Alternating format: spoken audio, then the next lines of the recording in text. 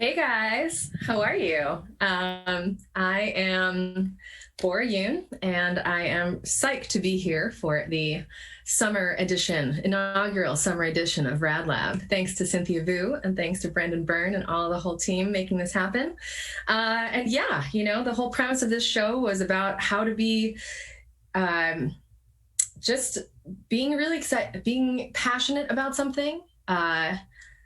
What do you geek out on? What are you obsessed with? What are you fascinated by? What are the things that kind of like keep you up at night and stuff that makes you, I think it's really cool that we geek out about things because it means that we care. So today I'm going to share with you the things that I care very, very deeply about, which is music and sound. I am a grad student composer here at Princeton, and I am also a research assistant with the Council for Science and Tech. And today is Sonic Junkyard Adventures, where I'm going to talk to you about kind of all the different Sonic toys and interesting things that I've gathered over the years.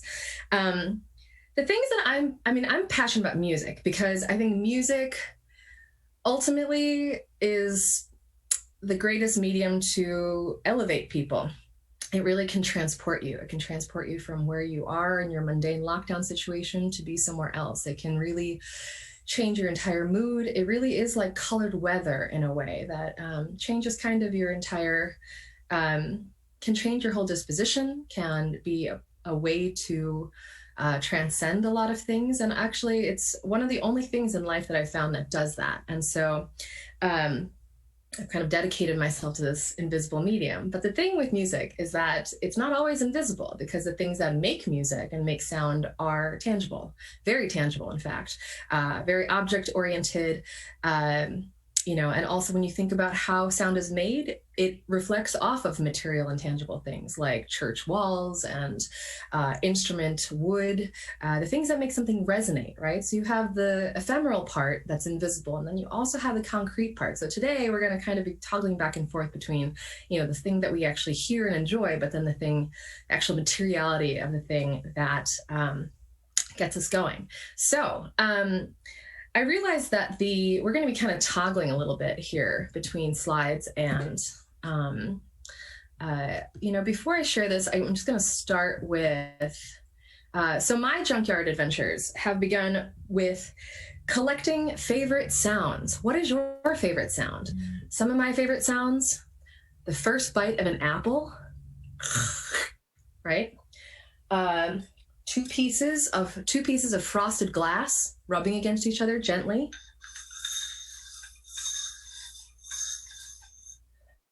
Other favorite sounds. Let's see. I love the sound of Bible pages. Right? It's like a whispering type of sound that's very textural and white. It's not like other paper. And then once you kind of find this phenomenon of a sound that you're interested in, there's always this way where you can exploit it and turn it into a much different sound. So I'm going to start sharing my screen, and we're going to go just kind of on a little musical adventure. So Sonic Junkyard Adventures with me. Favorite sounds. What are phenomenon that we come across acoustically that really fascinate us? The overhang of Avery Fisher Hall in Lincoln Center has a really fantastic slap echo when you're in one of the middle of the scalloped ceilings. I love playing in churches because they have different acoustic phenomena on how to best be able to resonate that. And then things like associations, like what do you think of when you hear? Can't it also kind of sound like autumn leaves? If you add some wind to that, aren't you all of a sudden just kind of in a very different sonic world, even though it was just a piece of paper? I actually have other favorite sounds here without the visual. Just a big piece of Velcro, but actually when you bring that right up close to a mic, it's got some interesting sounds. These are actually ayoyote percussion things, but but to me, it can sound like water. So there's all sorts of different ways in which these small objects that I've carried around here, the red in the middle there is a weather radio that actually is from Y2K, when people thought that all the computers were going to shut down. And so that particular weather radio was sold by Brookstone as a crank weather radio, but tuned into all these different frequencies that I was not aware of. So when I really compose as a composer, I of course think about music, and that's the first and foremost thing that's central in my mind. But I really don't discriminate between what is music, what is sound, and what is noise, because actually I think it's all part of a big spectrum in which we can storytell. Because when you think about film, yeah, there's a composer who makes the original score. There's a sound designer who puts, the basketball sneaker squeaks in and the birds. And noise is kind of just something that happens in the microphones in the background, things like that. But I think when you start to bring in the associative qualities of all of these things, of music, of sound, of resonance, of the associations and imagery sound can trigger, I think you've got a really, really extraordinary rich palette to be able to storytell. And that's even just from the sonic sense without even bringing the ocular in, right? We live in such a visibly dominant world that we always think about what is edified visually first before we get to hear it. And today's sonic adventure exploration is really about how to be sound first, and how these things kind of using sound as your sensory primary antenna. So this is the sound of that Bible page that I had just played for you, but now through its delay, an echo and reverb. Doesn't this now sound like autumn, or like an autumn wind on something example? If you make this really far away, and if you start to add other elements in, it starts to become the beginning of a sonic picture. So this is, I put this slide in here because I wanted to think about, like, what are the things that's stunning about this image? Like, you already get this sense of amber sunset. You already get a sense of time of day, how you might feel in this particular weather. Is it humid? Is it arid?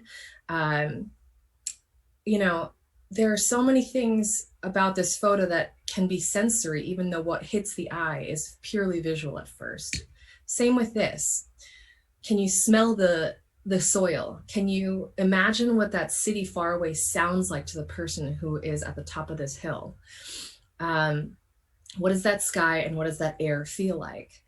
So when I compose, I'm really thinking about environment, and I'm thinking about scale, and I'm thinking about proximity, as in, like, what's in the foreground for me here? Is it the details of this gate? Is the real focus actually the beauty of the sky? I'm always trying to find things that are obvious, but then also not obvious, that are implied by a lot of these objects here, to be able to kind of create this liminal sense of environment with sound and with visual. Because ultimately when I perform this, it becomes a visual realm. So this is just a nerdy picture of how I think about sound and music and story, essentially. So over here on the right, you see music, so the x-axis here is kind of like duration of time. So let's just say that this sound here, a tin can, if I were to actually stretch that in duration,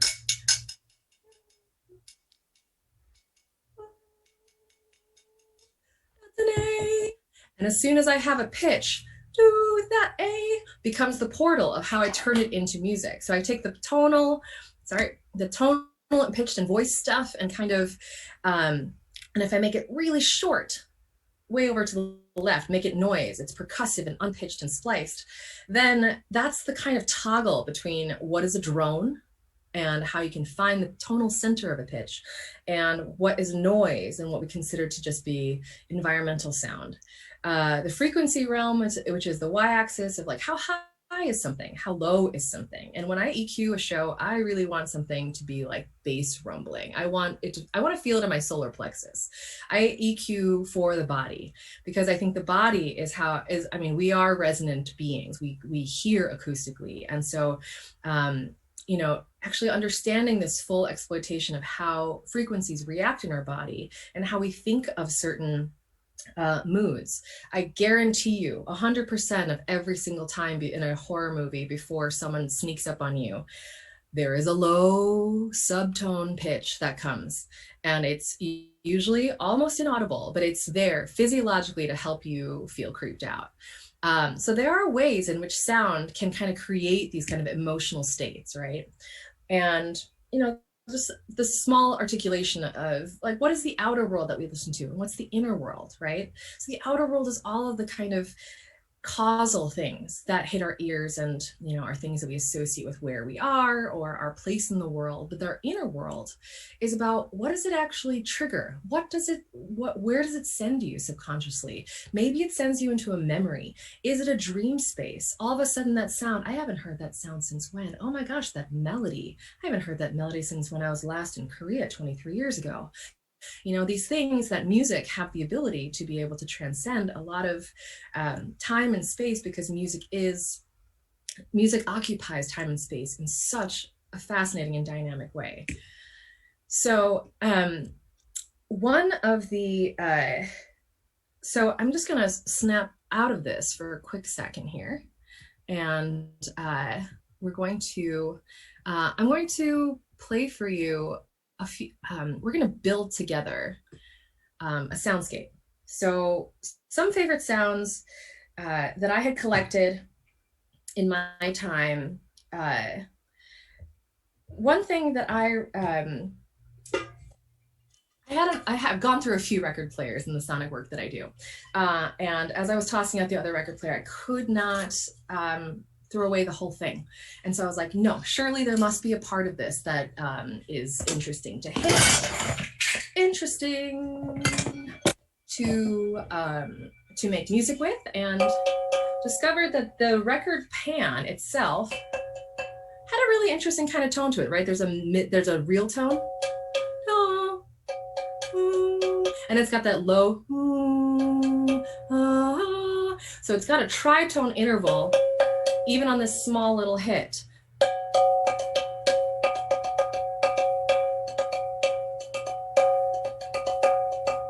All right, I could be into Junkyard metal. So that became a little cell. And then I thought about the childhood game Cups. I don't know if you guys recall this game, but it's essentially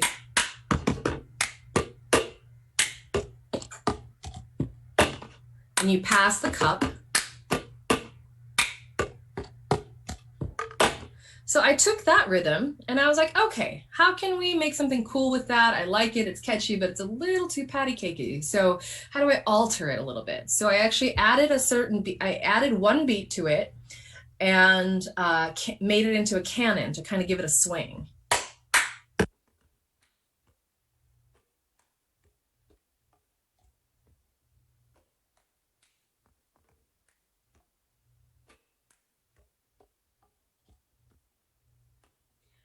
So I was like, all right, cool. I like all those elements. Let me see what I got.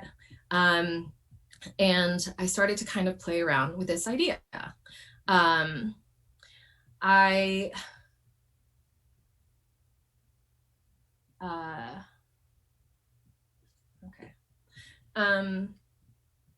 And so I combined those two things. And let me just play for you what we have here.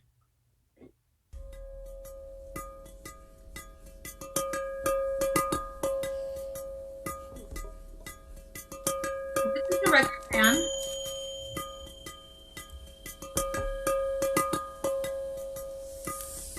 Bible page.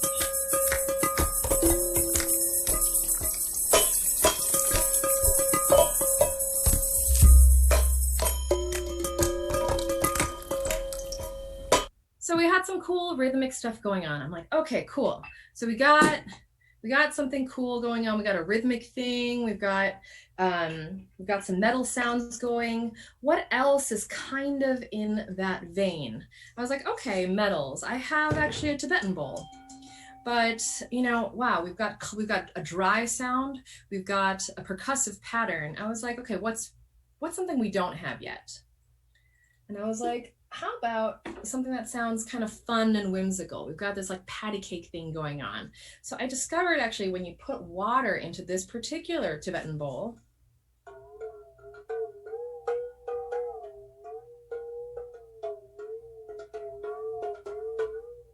so it's kind of that doing thing that happens in the kitchen when you put your, the pot after you're done cooking something in the kitchen into the sink. It's got that quality.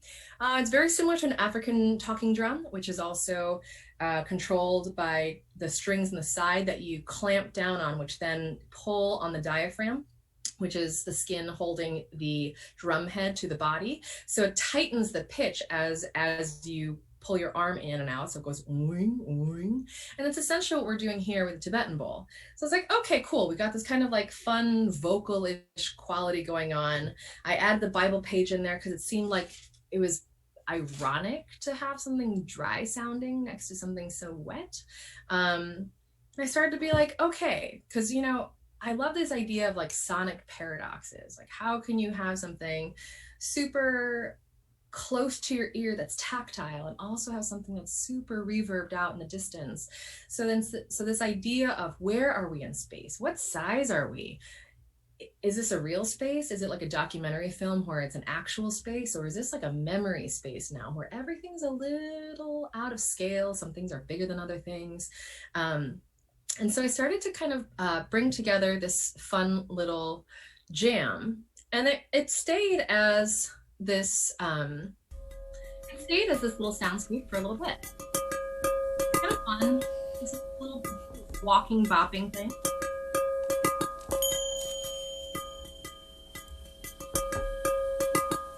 And I was wondering, okay, so if we look at those slides, there's always kind of that idea of environment, and then there's a focus, right? It's kind of like a play.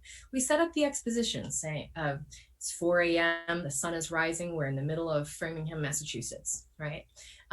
Like you're setting up the scene as to what's going to happen, what character's going to enter.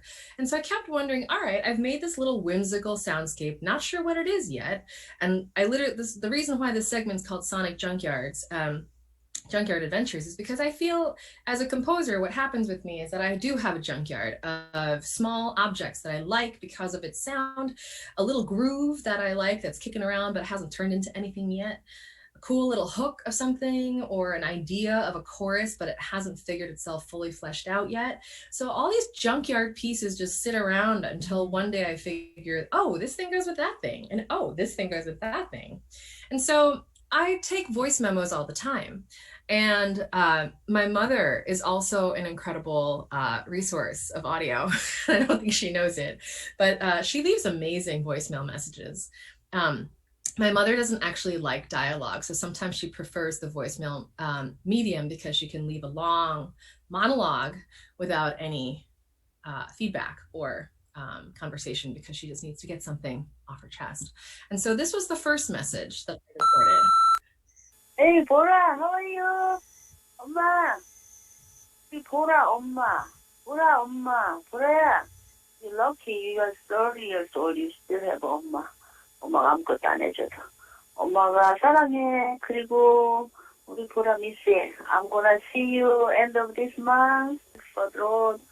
하나님, you pray hard for the road. 하나님, 우리 보라. I'm just going to pause right there and say that my mother, after reading a message, or after saying her message to me, then broke into prayer, as if like I'm not there. And so she's praying on this voicemail, and I'm like, this is amazing. And then the subsequent voicemail that also came after that was really amazing as well. This is just a small snippet of it. 보라야, how are you? 어차피 혼자 사는 거야, 보라야. 그러니까 you have to get over yourself. Okay, 보라? I love you. 엄마가 못 알아서 미안하고. So, these are amazing messages that I'm like, wow, this is audio gold. I don't know what to do with it, but I'm definitely going to record it. And so one day, these tracks started to live side by, I just kept being like, what wants to be here? It's kind of funny. It lives in this weird little zone. And I just, for fun, was like, let's just try dropping that file in and see what happens. And the idea of my mom praying to something also kind of caught my attention of what else can I add to the song. So I had recently come back. I take voice memos all the time. And so this was actually from many, many years ago. And this was when I was in Japan visiting Meiji Temple. And I remember taking this audio recording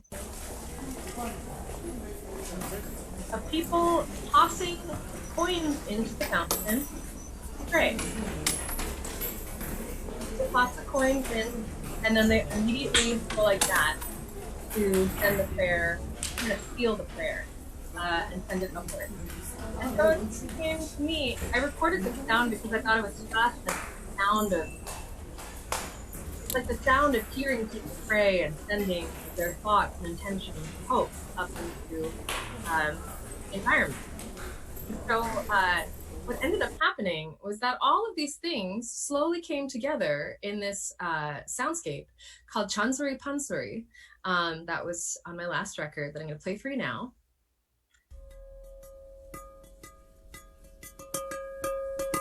That brings together all the elements that we've heard so far, which is the record band,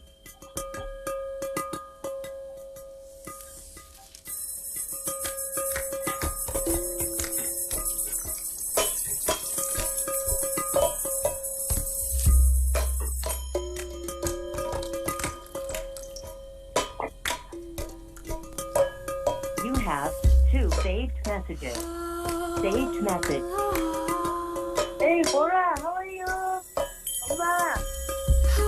Bora, 엄마. Bora. You're lucky you got 30 years old. You still have 엄마. 엄마가 아무것도 안 해줘서. 엄마가 사랑해. 그리고 우리 보라 미씨. I'm gonna see you end of this month. Bora, don't worry what we supposed to do. 그냥 찜질방도 가고 우리 보라하고 영화도 가고 밥도 먹고 그렇지 뭐. 오케이 하자. I love you. For me, you very hard for those. 하나님 우리 보라 하는 일에 다 축복해 주시고 기쁨으로 살게 도와주세요. 우리 보라를 정말 31 years까지 지켜주신 하나님께 감사합니다. 아이고 그렇게 빨리 많이 세월이 갔는데 참 애들이 잘 크고 건강하게 해주고 바른 정신을 갖게 해주신 하나님께 감사드립니다. 아버지 더 도와주십시오. 예수님의 이름으로 기도합니다. 아멘. 보라 I love you. God bless you. Bye.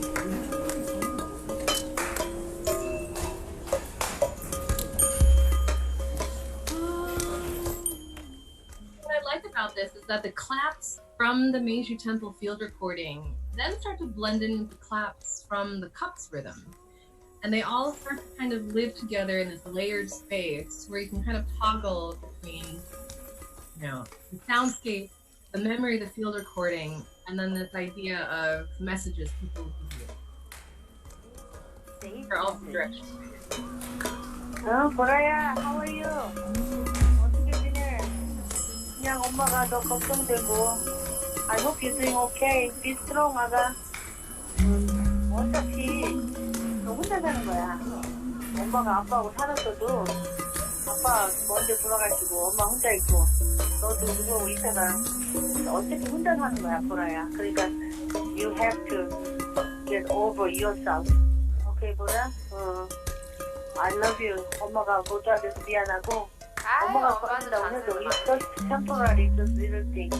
I cannot be there with you all the time. 그러니까 all the decision, what you're making, whatever is all 네가 잘해, 스마트하게, 잘 스트롱하게. 오케이, 보라, I love you. Bye. To delete, press 7.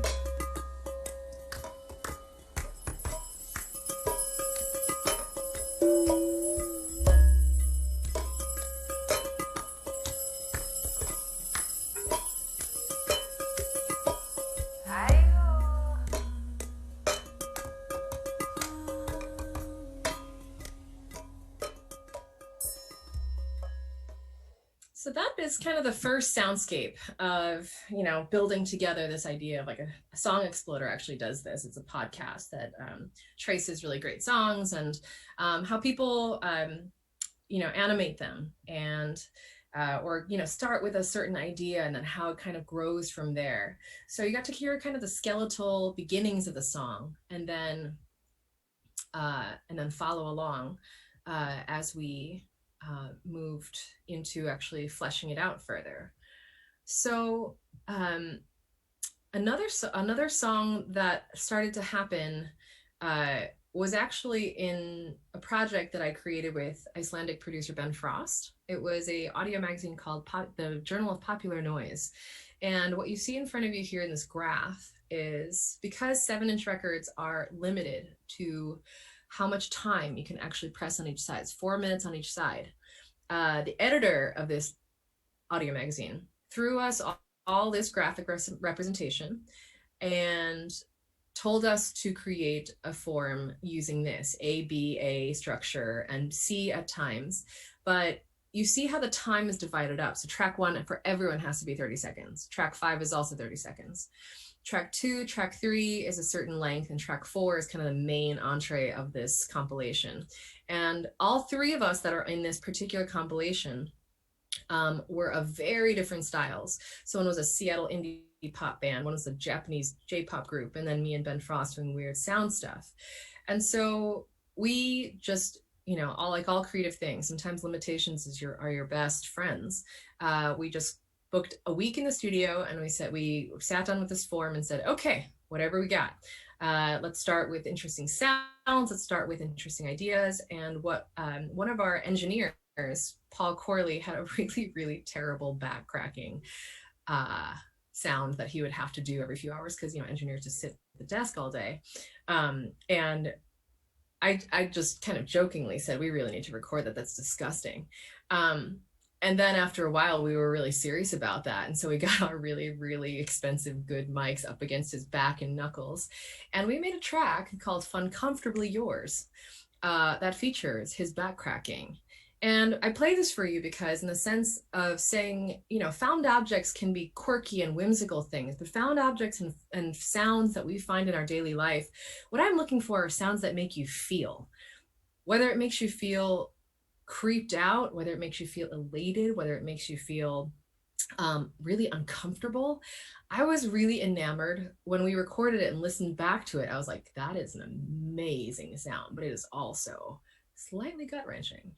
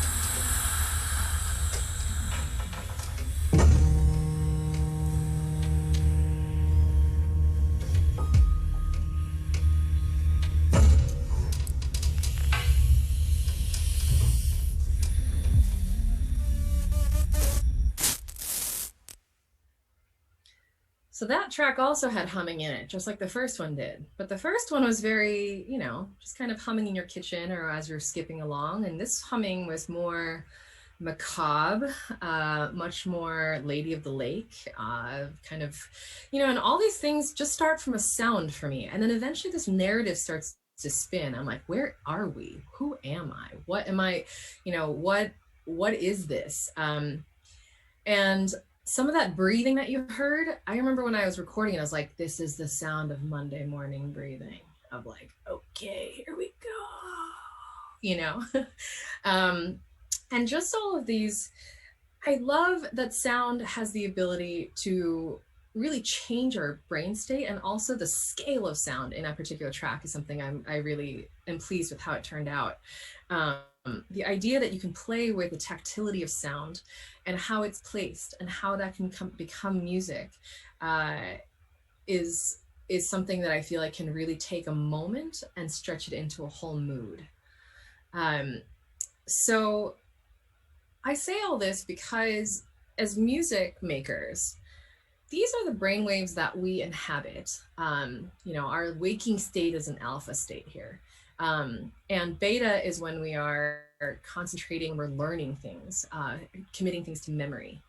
Gamma is actually almost even like, it's very rare that we get to gamma, but those are like spiritual enlightenment moments. But we mainly are in alpha, and either up to beta when we're learning, or delta is when we're sleeping. But theta is kind of this in-between area. And I bring up theta because theta is used in meditation a lot. And I feel like when you are, I didn't know the science of this before but I first came to all of this because I remember I heard a Tibetan singing bowl ensemble at St. Bart's Church in New York City. And I had never heard anything like it. It wasn't obvious. No one struck the bowl. I didn't even see the bowl. There were like 8 people at both floors in different corners. And all of a sudden, this sound just rose up from below and filled everything.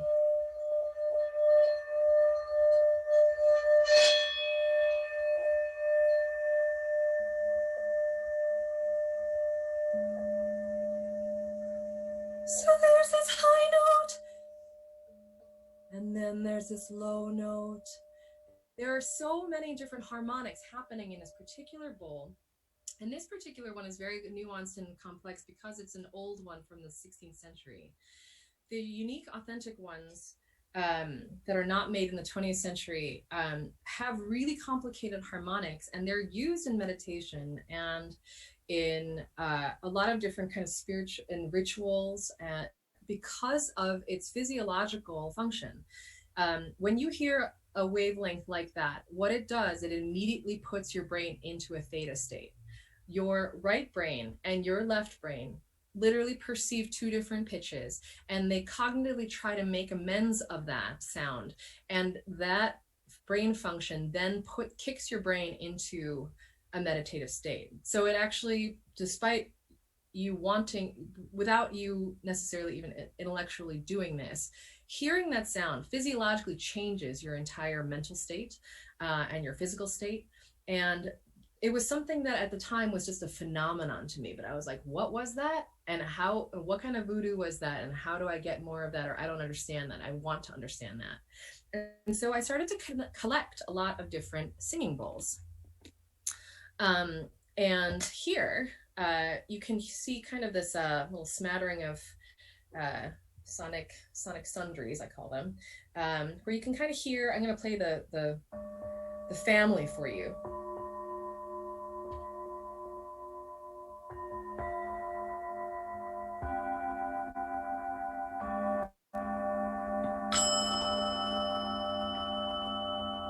And it's beautiful ringing tone, then juxtaposed by this idea of these like small percussive sounds. I was like, all right, I've got kind of this like bed of sounds that won't go away very easily, that just kind of sit and linger in the air.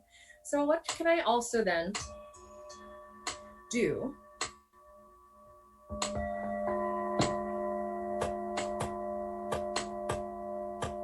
I like this idea of short percussive sounds.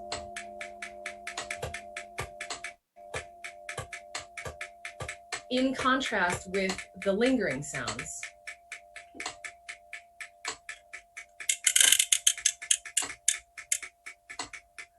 And so I brought kind of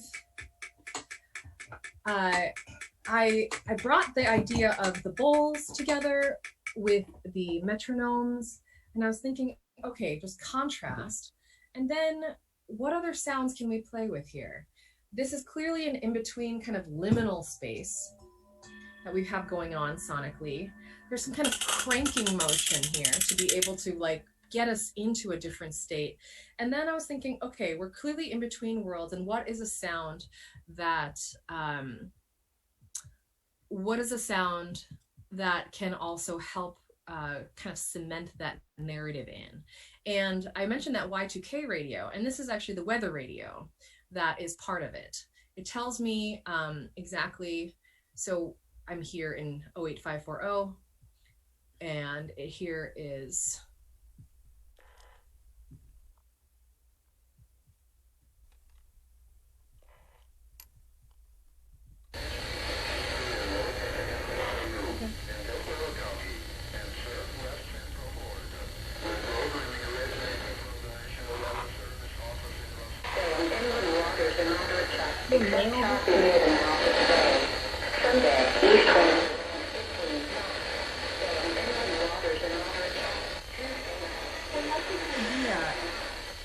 I like this idea of being in between channels.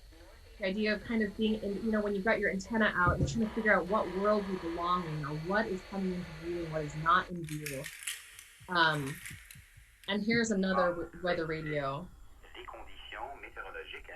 This was when I was in Canada. So this was actually Quebec weather radio.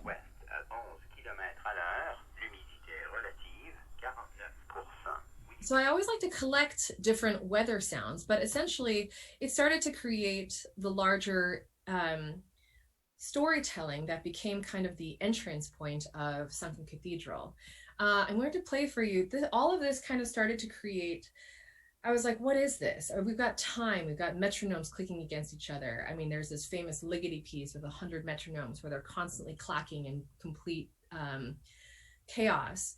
But I wanted to actually select only a few, and I particularly got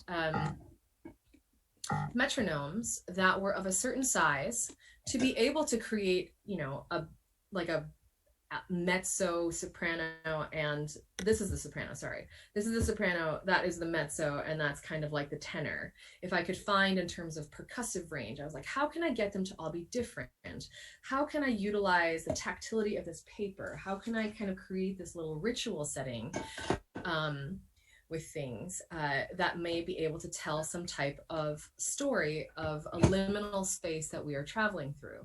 So I'm going to play for you the art film and music video that is created by Adam Larson that shows, I'm going to play for you, there's actually a wordless version, but I'm going to play you the version, the narrative version, since we have. So this started to conjoin with larger freezing bells. The architecture of the mind is an infinite space. Started to create this narrative, full kind of of rooms, crystallized at the top. corridors, and stairwells, which unfold and converge in curious ways. It is the hours of day and night which cycle around the structure, that illuminate the wonders and grow long the shadows of what lies within and beyond.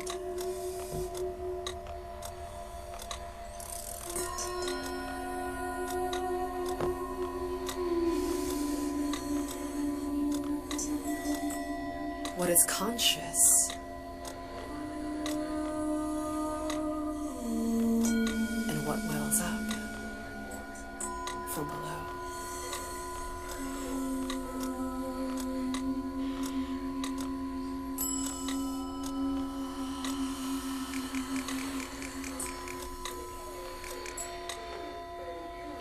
And while some rooms retain their glory and height, where guests are welcome to come,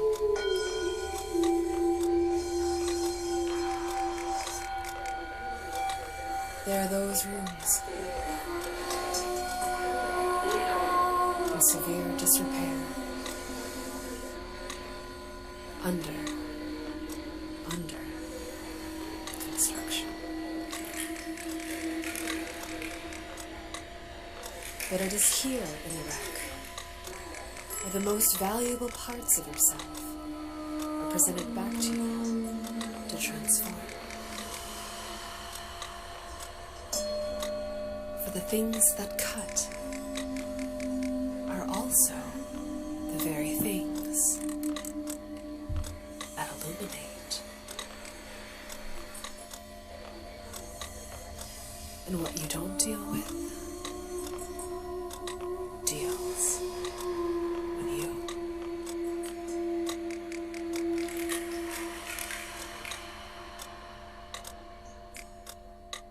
It is in this inverted world one is reminded it might take a little bit of time to know what living is. And your greatest challenge, that of your own creation. And there's no way out but in.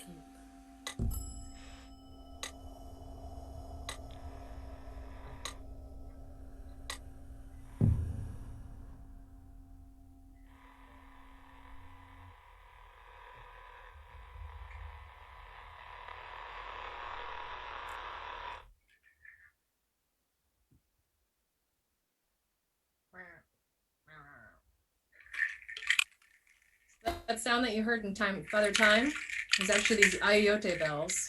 I've actually painted faces on because they're all hilarious, actually. But when you process them and you put them through reverb and you put them through delay and you pull out certain frequencies and make it a much more ambient sound. It kind of sounds like a key turning. It's actually the one sound that is very different than the rest in the soundscape. And one thing that I love about that video that I also want to point out is when I talk about why I love music because it helps transport people, to really elevate people. I have learned that the way music does this and the way film and music does this is by a very decisive decision. It's a design decision as to whether you want things to be timed perfectly or whether you're going to intentionally offset them and phase them so that they become these layers. And what I'm gonna play for you a certain section, and we're gonna one of the beautiful things that I want to talk about that Adam Larson did so well is the ability to mix worlds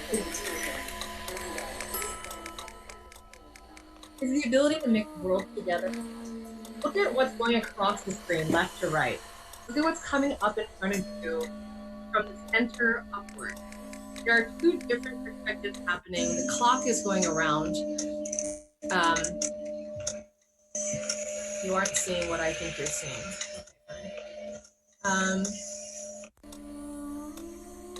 Right. So I just want you to pay attention to the fact that the video editing here is doing what the sound is doing. Sound is going, we have dimensions that are going from inward to outward. We have images going from left to right at different tempos. We have an image coming up to the center on the Z-axis coming down from above. We have a clock hand swirling around. And I think 3 different kinetic images happening here right now. And now we're focused in on one. And what I love about these small things, that whole transition section had about 3 different directions in it. And that's the reason why you feel that you went somewhere, even though our point of view and focus is maybe people. This is also a sonic and kind of ocular design decision as to how important it is Do you want your sound to be spliced exactly with the visual? Or do you want it to be slightly offset? So that this idea and this relationship of cause and effect is actually kind of synergistic, coincidental. That was very clearly timed and aligned. But then there are moments where, is this inside of a shell? Is that a staircase? This idea of scale and the camera or our ears, how we work with a camera, of being very close and upfront with material, or sonically miking something very far away and very close, are all ways in which we are able to play with this idea of dream language, or actually take a simple sound and turn it into actually a whole world of sounds if you just treat it and manipulate it the right way.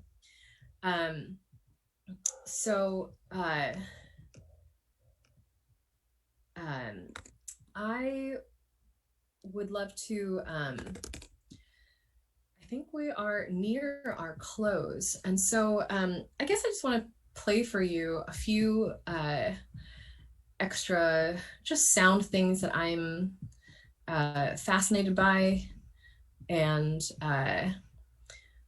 because I happen to close that window, I am going to just have to reopen a few things.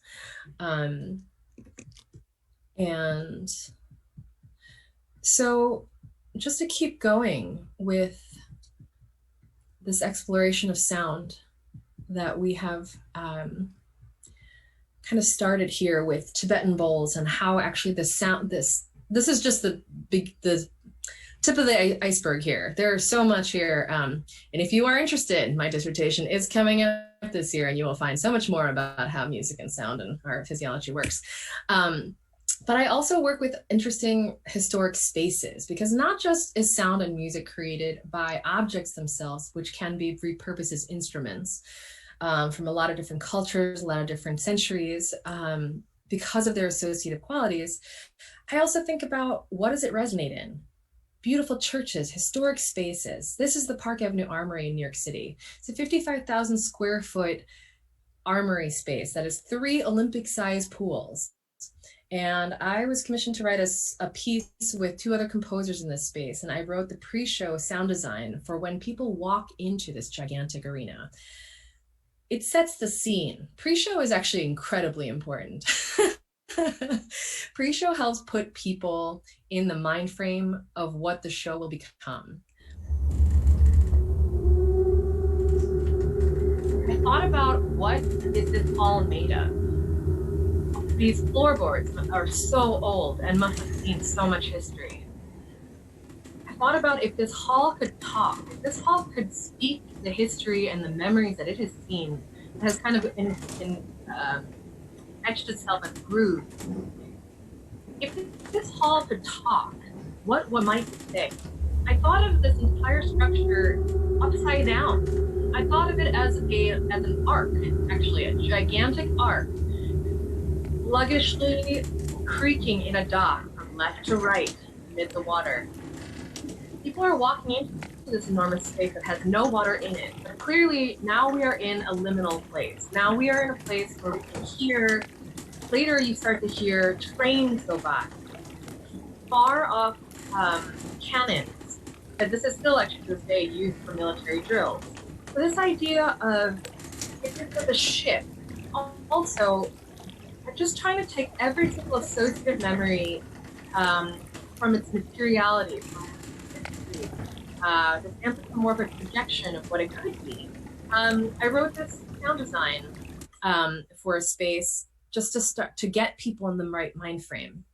This is another space I worked in New York called the McCarran Park Pool. It is also 55,000 square foot space. It is actually a pool.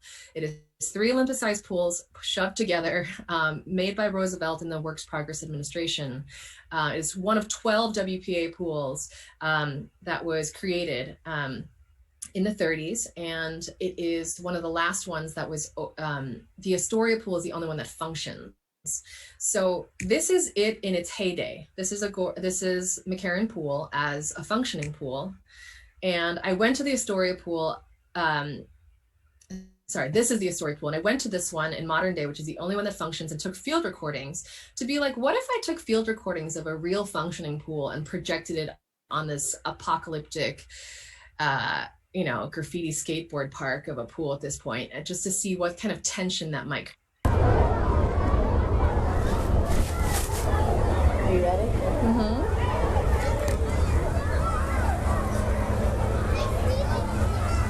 So my friend and I, we stomped in the shallow end. We got all these cool sound recordings of, you know, an actual live pool and splattering. But actually, this is what you see here in the top left is the McCarran pool, the abandoned kind of skate park that it became. But the lighting designer ended up using all of the original swimming holes along the side here for the lighting, which as you can see was amazing looking when you side light things.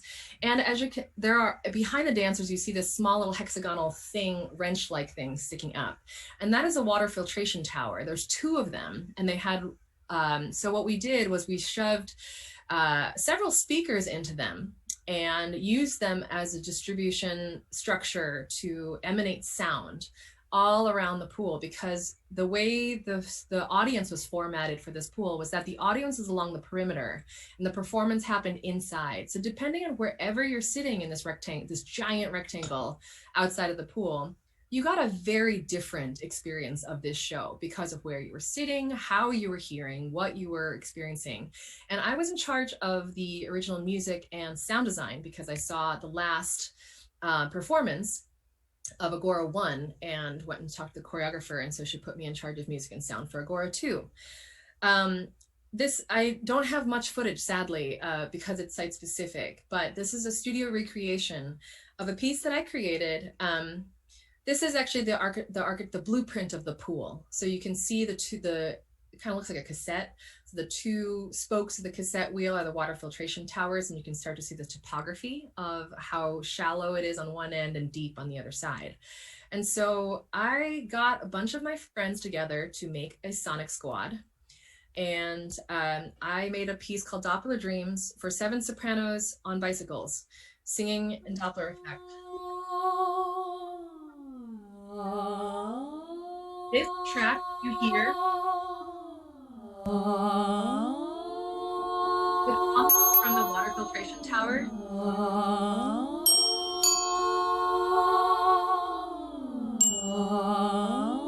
I got bike bells and A-flat mixolydian. And all of the sopranos were flying around the pool. Different proximities, swooping inward and outward towards the audience and away.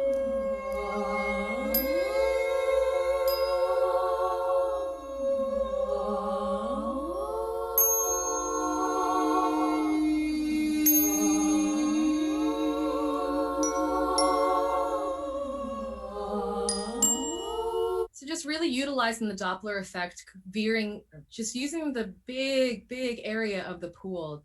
So being sound makers, riding on your bike. I mean, this is the kind of bike rider I am. I'm not like a cyclist who commutes and likes to deal with taxis. I am a midnight bike rider who likes to sing in an empty parking lot. That is me. And that is essentially what I created, was this stereophonic sound mural. This is the end of Doppler Dreams, where everyone is within this structure of A-flat mixolydian.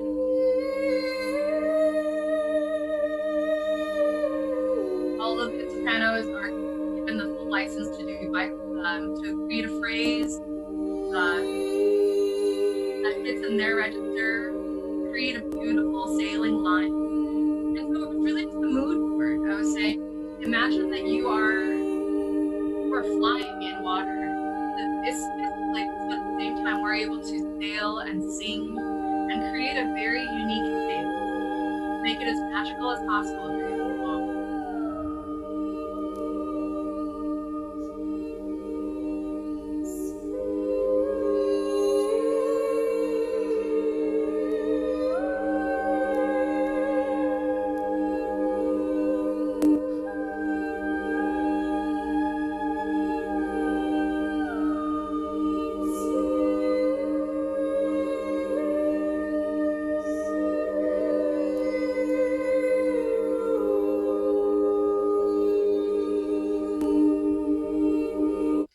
can start to, all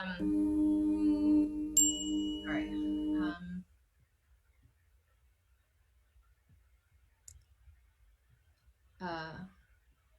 So as you can see here, this is actually the bike bells from that scene with the 7 sopranos.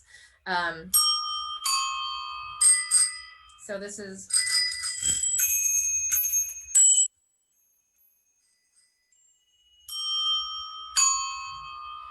I went and collected, I texted all my friends saying we need dings and brings, and send me a voice memo. I have perfect pitch, and so much of what I do with this music work that you're hearing right now between music and sound and noise is because I'm just a nerd who likes to listen to pitches in whatever form they come to me in. So, you know, the generator is usually a low hum.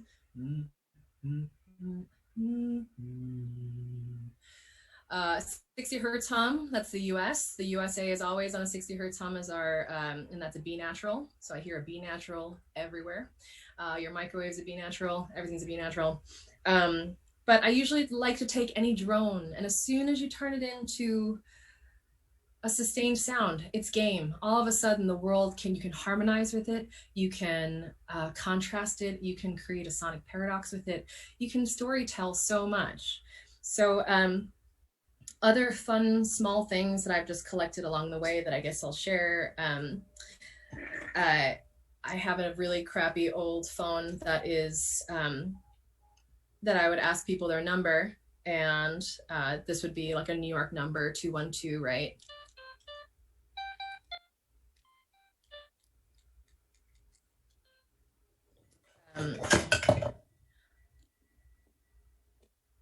I'm going to just, so if I say, what's your number? So you can see that.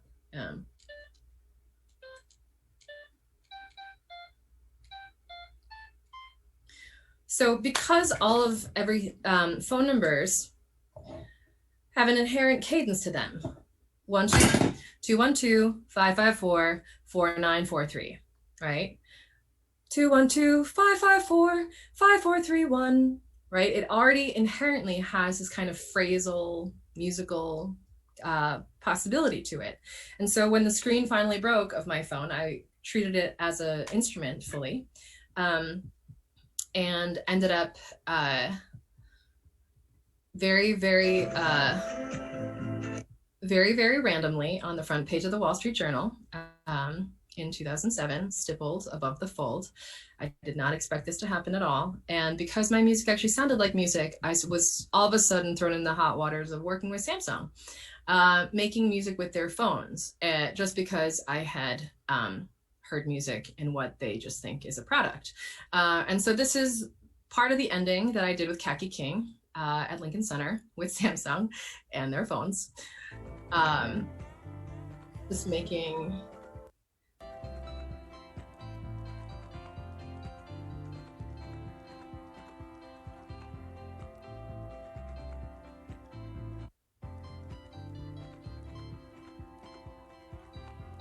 so those are just numbers and digits, just played like a keyboard.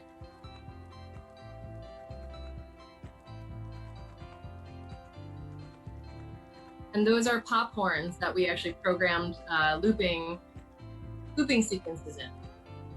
So this was literally right before the iPhone came out. So it's quite old, but yeah, so you can just start to hear, you know, and what I love about this sound is that it sounds so 80s. It's like Casio time. It's like, you know, reminds me of Tiffany and the 80s, and just like, I don't know, it just is a happy memory for me, because it actually just really sounds like Asia, to be very honest, and that makes sense because it's a Korean phone. It sounds very pastel and digital to me, which is what a lot of Asia feels like to me. So to close, I'm going to play a song. I'm going to actually just go back to our slides here, and And I'm going to show an artist whose work that that we were responding to at the Smithsonian. This idea of me, I always work with music and architecture, or this idea of sound and space. And this artist here, Do-Ho Sa, his whole theme with his work, who we were responding to, was this idea of how we actually take these spaces with us, not just as sonic memories, but as actual memories, how we can literally recreate the homes we grew up in. That it is actually a technique called memory palace, which is the ability to reconstruct a home or reconstruct a space as a tool to recall deep memories and kind of create a spatial orientation. And so these are actually gauze structures of places that he has grown up in. So on the left is a structure in Korea, and I think the right is from Berlin when he used to live there. And they just suspend in the air. They are literally made of crinoline, of hanbok material, this Korean traditional cloth material. And it's very OCD, but incredibly beautiful, because it's this suspension of the tangible and the ephemeral together, and that you walk through it, and yet it's a memory, but also a very visceral thing. So it's a memory space, yet it's an actual physical space that is in front of you. And the space that I created with the filmmaker in our response to this was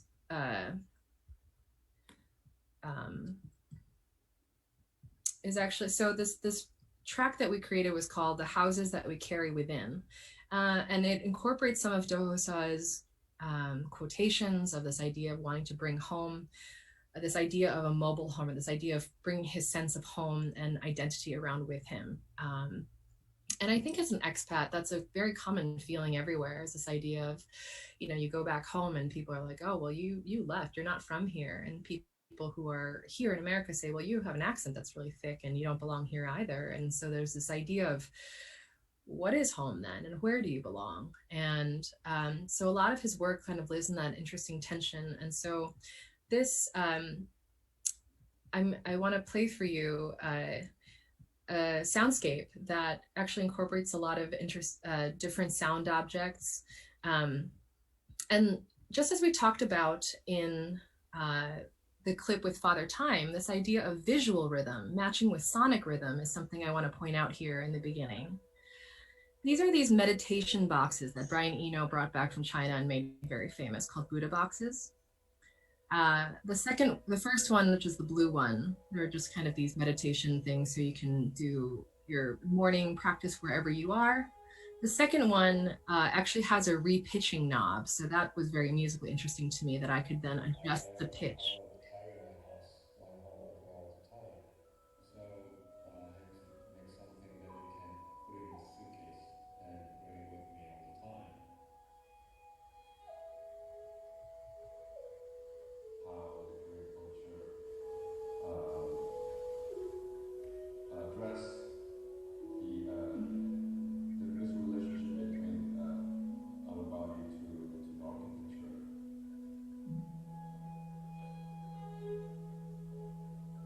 And as this soundscape develops,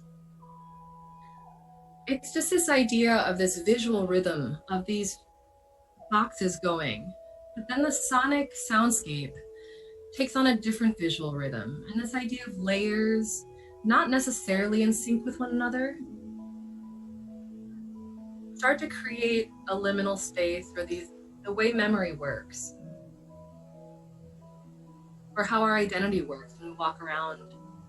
We curate all these different Boras inside us, Cynthia's inside us, Brendan's inside us from different time periods.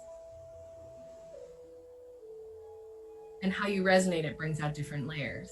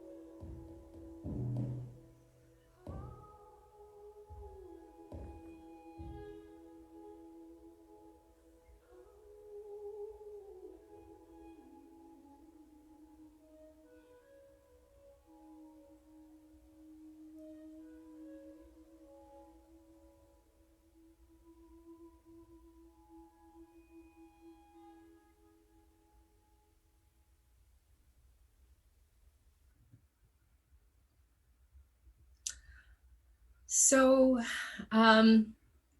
yeah, that, oh gosh. Okay, sorry about that. So at this time, I would love to open up the floor for any questions. I really thank you for your time. Thank you for your ears. Thank you for joining. And I hope this was, some illuminating in terms of being able to know that music really is everywhere. You can find it in all different walks, in all different corners, all different objects surrounding you. You may just think of them as an object, but actually there are so many different ways you can play things. I actually really love the fact that you can refract an object, not just for its purpose, but other meanings and intentions behind it as well.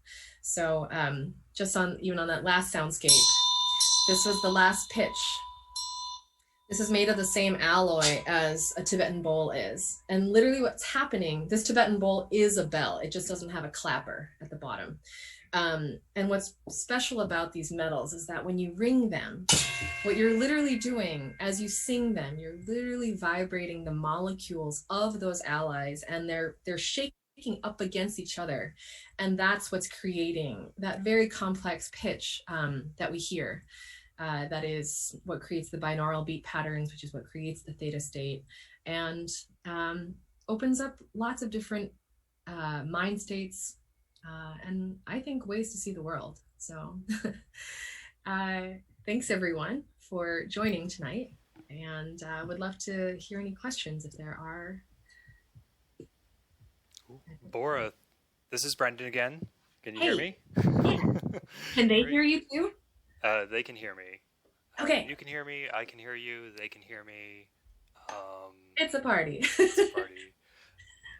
Gosh, thank you so much for an incredible presentation. It's it's just wild to see how many connections you've drawn between kind of everything. And not just that objects embody sounds, but those sounds can't exist unless they're in relation to something else.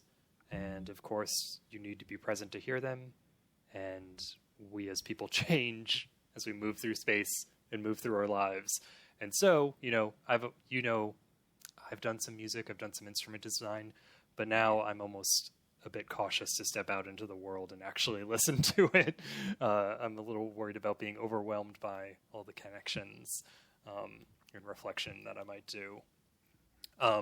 But with that, we've got at least one question in the Slack channel from our BFF, Rad Lab Coordinator-in-Chief, Cynthia Vu, asks, do you find yourself closely associating certain sounds with senses other than sight? And she asks, in particular, smell or taste. So, synesthesia. Yeah.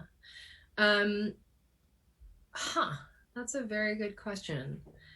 I think smell sometimes gets in there for me. When I think about what type of sonic image I'm making, I think about, it's kind of like with film. I'm like, is this black and white film? Is this sepia? How do I make it sound old? Can I smell how, like the edges of like a worn book?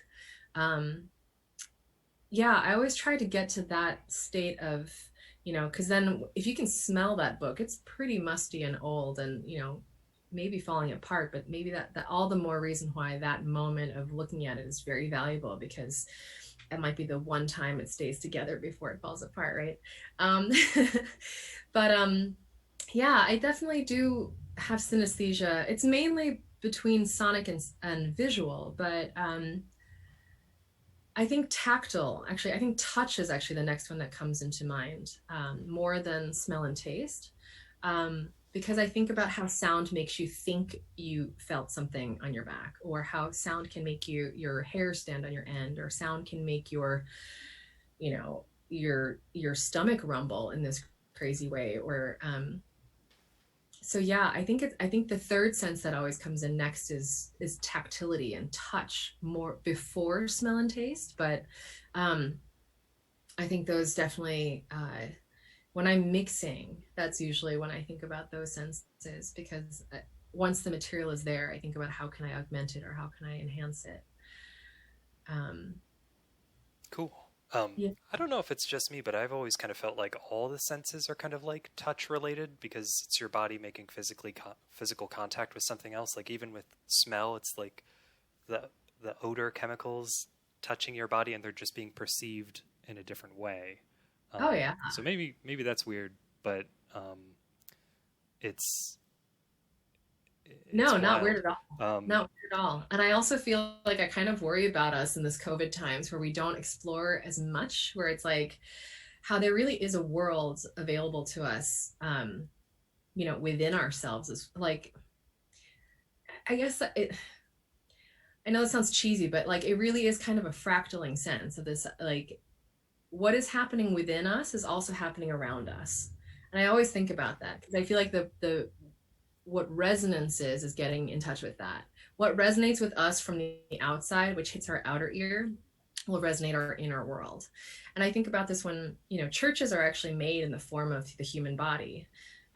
Indian temples are as well. And so this idea of that, you know, there's a corporeal form that we are inside, and then there's another form, there's a spiritual being or another sense of body within us.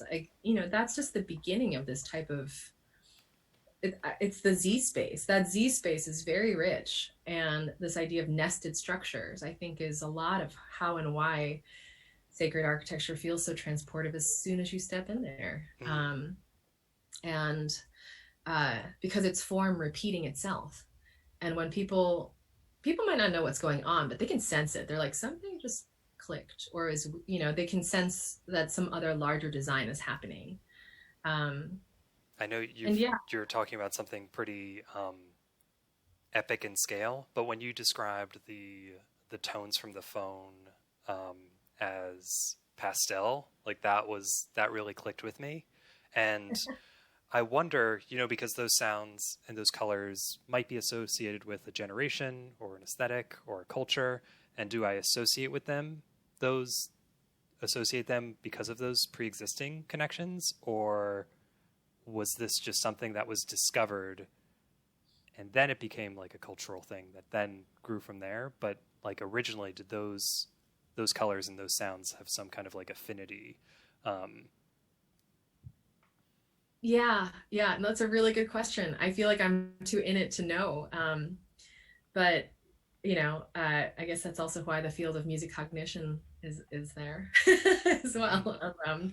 But yeah, you're right. I mean, you know, so much of our associations have created these synesthesia points, but then, you know, I wonder if that would be the same for someone else on the other side of the world who might hear that sound and think very differently of it. For sure. There's one question from Daniel Pillis, Studio Lab's new faculty, and he describes a medical condition, and I know you're not a doctor, and also perhaps Daniel would like his his well-being to remain private from the internet. So I'll focus on the main part of his question, and it's where can I download your music for when my hearing is back? Oh, I just revealed. Oh, no. Okay.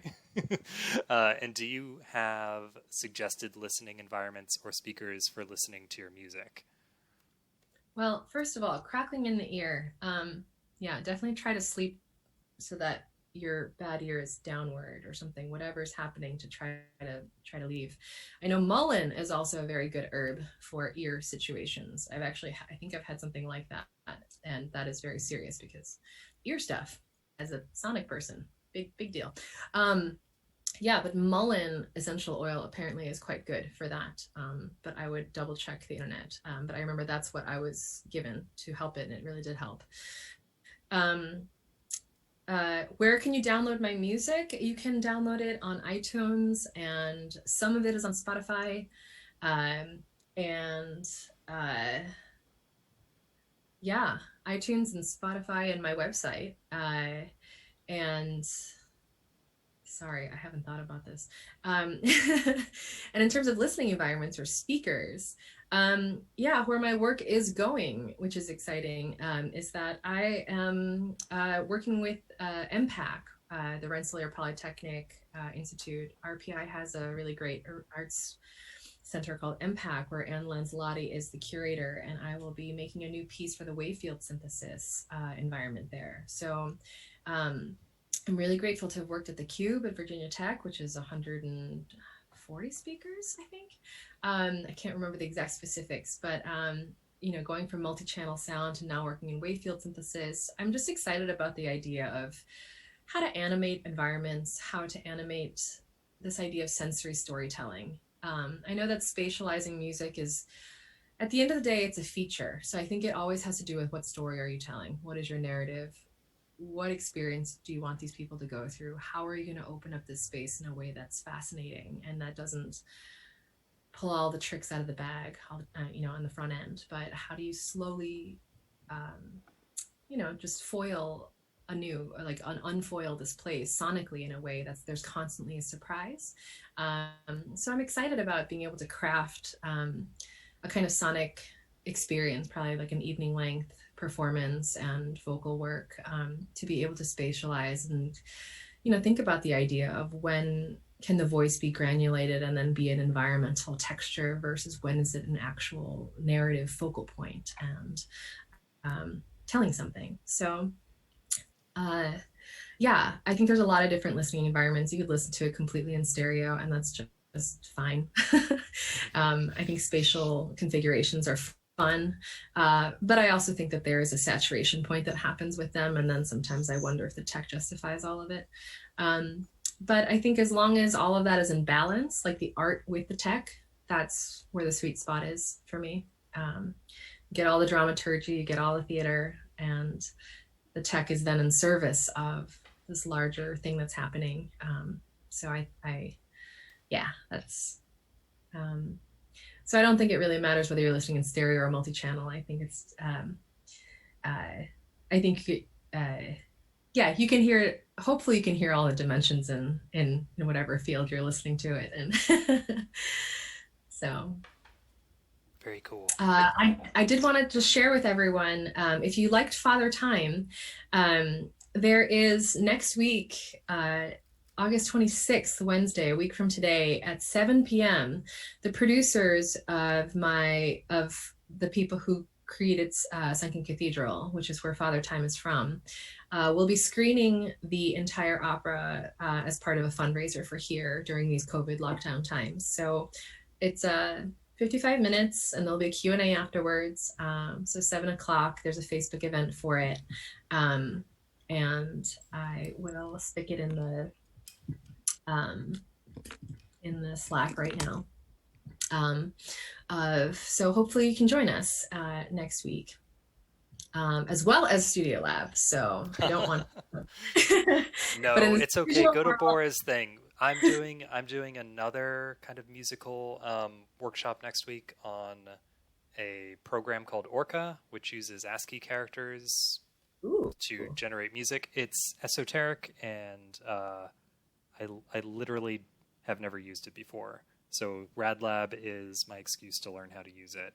So you will be seeing it through fresh eyes, and I will offer a completely candid review of it. So, in other words, go to Bora's thing. Go to Bora's performance. Well, some things will be archived. I think that will be archived, and I think this is actually only going to be screened once. So if you are around, or split your time and hit both. But just letting you know, yeah, this is from Prototype. It was live at La Mama Theater in New York in 2015. So it will be neat to kind of see it again and also see where work is going now. So thank you everyone for joining tonight, and hope you're having a great August. Yes, Bora, safe and healthy. Bora, thank you for coming on RadLab and sharing your knowledge and passion with us. Yeah, always. Thanks, guys. Bye.